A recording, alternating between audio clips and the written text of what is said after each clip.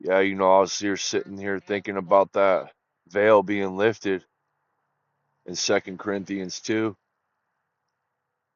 Because when Paul first came in this truth, he was living on that religious spirit, you know. And I met a lot of guys and women that got caught up in that religious spirit.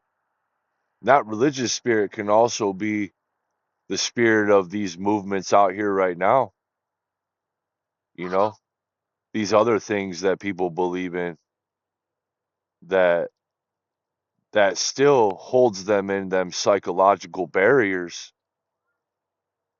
of who God really is and what he's came to do and who he is there for the people that are persecuting him. But Jesus came to Paul and he said, "Why do you persecute me?" But then he blinded him. It was like right when he met Jesus in spirit, he became blind, you know? And he sent Paul when he was Saul, he sent him to this guy's house, which he would have killed. He would have killed him for loving Jesus. But that guy said, "Wait, you're sending the guy that's going to kill me to my house?"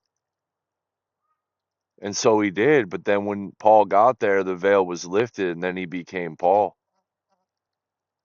And that religious spirit was gone, you know? And then the spirit of God took over in him and he was transformed in that moment, you know? And it always goes back to the crucifixion, you know? That was Paul's crucifixion by being blinded and the veil being lifted. Just like when Jesus died, there wasn't nobody there for him. And not too long before that, he rode in on the donkey, right? And there was thousands of people that were with him.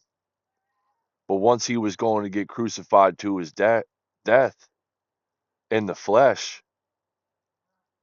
to separate the old covenant into the new, nobody was there for him except for the mothers and then also one disciple who they say that loved him the most, who was John, who went to go write Revelation.